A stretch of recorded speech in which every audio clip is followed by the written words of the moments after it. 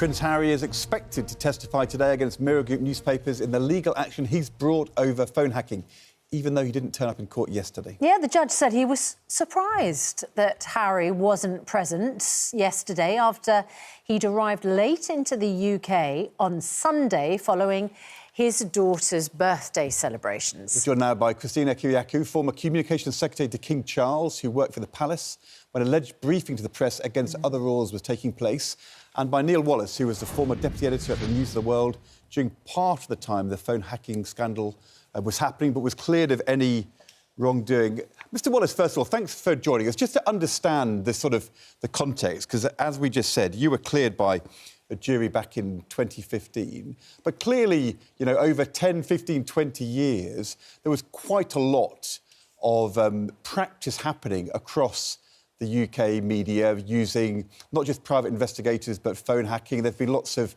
settlements in court. Does it surprise you that even now we're still dealing with the consequences of all of that, you know, 10, 15, 20 years on? Isn't it very long and drawn out? Shouldn't this all have been sorted so we can all move on? Well, I'd have thought so, but the people who are driving this are the defence solicitors who basically are successfully finding new people who are prepared to go to court to try to get money from the press. And I think it's important that you understand that there's a big difference between criminal cases and what is happening here, which is a civil case. And the degree of guilt or otherwise, if you like, is that balance is very different. And what has happened in the main is that a court case like this costs a vast, vast amount of money. And what will have happened in the vast majority of these cases have, if you like, been settled out of court. Yeah. Because, frankly, the cost of fighting them in court is infinitely more than it would be to give someone money effectively to go away. And, of course, the press reputation, the print press reputation, is damaged by this. Of course, I mean, there were some really very terrible cases. Millie Dowler comes to mind. Some hugely dramatic consequences, the closure of the News of the World. Lots of individuals have received payments. I totally understand your point that there'll be some people with a financial interest in getting compensation, keeping this going. In the case of Prince Harry, though, it's hard to believe that he's motivated by making money out of this, or that his lawyers would go along with that. So what do you think is in his mind? What's he hoping to achieve? I think Prince Harry is a man who's had a troubled life, shall we say, inside his head. It has become a cause for him. He has said before that, and the big running theme through his book and his interviews is about, if you like, it's very difficult about being the spare. And this has given him something to campaign for. And he has decided that he wants to wage this war to, if you like, punish the media, which he thinks has treated him badly and treated his mother badly.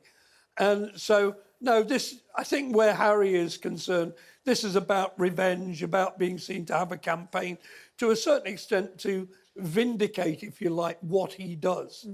But Neil Wallace, reading some of the accounts of people who believed that they were hacked and how that made them feel, if that had happened to you, can you not see why Prince Harry, who doesn't have a financial incentive, who does feel that he can do this because he doesn't have a lot to lose, can you not see how he might want to push through to just bring some light onto this? So many people have settled out of court with MGN, the publishing group in this case, that he just thinks, you know what, I want it all to be heard. I want people to understand what he feels happened to him.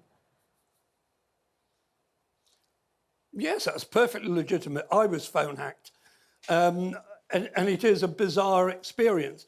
But don't let's pretend, as Ed Ball said earlier, this has now been going on for 20 years. This has been aired on a whole number of occasions at the original trials. I don't believe there is a great deal new in general to learn about this. Now, what was very clear when you read the opening remarks of David Shephard yesterday is, and has been pointed out by the Mirror's counsel, is there's not a lot of hard evidence that this actually happened to Harry. Now, it may be that he wants to believe this happened to him, and it may be that he is searching for some sort of vindication. But the truth is, when you are not just a member of the royal family, but celebrity in itself brings attention. And there's an awful lot of people who are always very willing to talk to the media about famous people. And, you know, one of the reasons this is in a civil court is because the police decided there was nothing to see here. Don't forget there was a huge, huge police investigation which went on over a whole number of years, involved hundreds of police, and they have not once prosecuted anybody in connection with Prince Harry. They have had ample opportunity. Even there are 2 convicted phone hackers who are amazingly employed by Harry or employed by Harry's team, neither of whom either have alleged that they, very prolific phone hackers, one in particular, suggested that they had ever found this, seen it themselves, or did it themselves. I do not know of what hard evidence may eventually transpire, but what I found was, as I was reading the material that came out in court yesterday, there was an awful lot of, well, it must have been phone hacking. Well, I'm afraid my many years in Fleet Street revealed all sorts of people are prepared to talk to you for all sorts of reasons. All right. Well, let's... Thank you. It may be convenient to think it was phone hacking, but it might have been actual many people other briefing. sources of information. Christina, you used to be the communications secretary for the King. What do you think the King thinks about the fact that Prince Harry is going to be in court giving evidence, perhaps talking about, as Neil says, those briefings from other people? How does that reflect on the royal family? I don't think anybody, including the King and Queen, including the Prince of Wales, his brother William, would see anything wrong in this. I mean, it's a moral... everyone can see that morally Harry has felt that he has an issue with media, and one doesn't know if this is a cathartic process for him or if it's in the memory of his deceased mother. So I don't think anybody would be looking at this and thinking, you know, this is untoward. And I think he will have support. No other member of the royal family would want to do this because he is subjecting himself to the most intense cross-examination. So what I would say, and this is my point of curiosity, is why is he doing this? I don't think it's for financial gain. I wonder if he's later on going to lobby for reform. We had reform, as Ed mentioned, post Diana's death. We had the Leveson inquiry post Millie Dowler, and British press have been reformed. And now, in this new era, they are quite heavily regulated. This is a retrospective look at the scrutiny that Prince Harry has been under, and he says it's cultivated suspicion in his relationships, it's ended relationships with his girlfriend. He's been suspicious of his brother, and that he's had a horrible experience. But whether that horrible experience amounts to wrongdoing is another thing. So what I would say is there's 3 of these cases. This is the first one. There's another one with News Group. There's another, which is News of the World, The Sun, The Times. There's another one with Associated Newspapers, which is the Daily Mail. Never has Associated Newspapers been found to be at the end of any wrongdoing. If he loses, what will happen there, and what will this do for his future thoughts about the media? And if he wins, what does he want to do with that? Does he want further reform?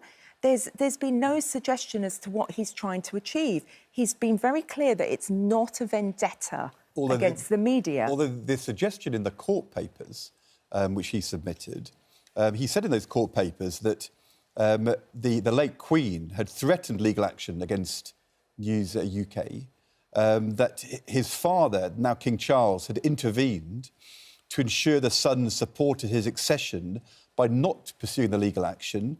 The Prince said his father, the King, had personally demanded he stop legal cases against the British newspapers back in 2019. So Harry clearly feels as though he's doing the right thing and that his father and brother did the wrong thing, and therefore he's trying to show them what they ought morally to have done. Yeah, I see exactly what you're saying, Ed. And, of course, I sat in the driving seat of a lot of those communications that went to newspapers saying that story is wrong, that story is incorrect. Unless we immediately have a correction, unless you immediately put the facts out there, then, action will be taken. And, of course, the royal family are protected like anybody else, and letters used to go back and forth all the time. And usually editors were very, very respectful. Or if they felt they'd got the story and that they were absolutely correct in printing what they had printed, it would go back and forth, back and forth. But Harry's accusation is a deal was done. The King did not pursue legal action in return for better coverage from The Sun. Is that true? That is absolutely ridiculous. There are a lot of misnomers that Harry is putting out there, whether they're in Spare or whether they will be in court today. No deals are done with newspapers by any communications secretary. I cannot speak on behalf of the current communications secretary to the King and Queen, but I would be incredibly surprised if any deal had been done. Christina, thank you very much indeed. And Neil Wallace, thank you. I'm afraid this is paranoia. Right. No, do continue. The lady speaks tremendous truth here. This is... I'm afraid this is fantasy. I was an editor, I was a deputy editor. Never once in all of my years did I have a conversation with someone at Buckingham Palace saying, if I give you this story or allow that story to go ahead, will you be nice about my royal client? It is just not how the world works. OK. Neil, thank you. Sadly, Harry has convinced himself, but it isn't true. All right. We'll hear what he has to say, because hopefully he'll be in court today. Christina and Neil, thank you very much. Thank you.